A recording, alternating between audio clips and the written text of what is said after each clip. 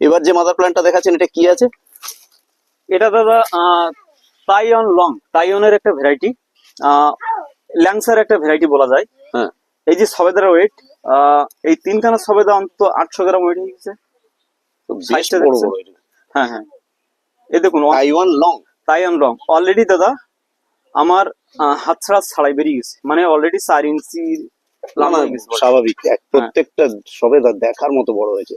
শুধু এই সাইডে একটু ঘুরে দেখাতে এই বলবো। যদি বাঁশ খুঁটি না দিতেন এ তো গাছ টেকানো দেয় দাদা। হ্যাঁ হ্যাঁ, প্রচুর কলপও বেঁধেছি, দেখুন সাইজটা দেখুন একটু। এই ঝুলিয়েই বেঁধে দিয়েছেন? হ্যাঁ, এগুলো সব জোড় কলপ করেছি। হ্যাঁ, আচ্ছা, এগুলো জোড় কলপ করেছি। দেখুন কিভাবে দড়ি দিয়ে বেঁধে ঝুলিয়ে কলম করে। এই কিন্তু কলপটা বাঁধা আছে প্রায় 100 দিনের উপরে গেছে, 100 দিনের উপরে হয়ে হ্যাঁ। গেছে। শুধু আমি গাছটা কাটতে পারিনি, হ্যাঁ। মানে কাটলে পরে দর্শক বন্ধুদের ফলে রিভিউটা দিতে পারবো না বলে আমি এখন অব্দি কাটিনি। ক্যারেটের মধ্যে করা? হ্যাঁ, ক্যারেটের মধ্যে। বাহ। আর তার পাশে একটা দেখেন, হ্যাঁ, এই গাছটা কত পুরনো দেখুন। এটা কি আছে? এটা হলো সেই থাই কিং জাম। থাইকিং জাম। হ্যাঁ। এরও তো ফুল এসে গেছে। ফুল মানে কি, সব ফলে সেট হয়ে গেছে এগুলো। আচ্ছা, এই তো গুটিও লেগে হ্যাঁ, গেছে। এটা কিন্তু মাটিতে, মাটিতে আছে হ্যাঁ, তাই তো?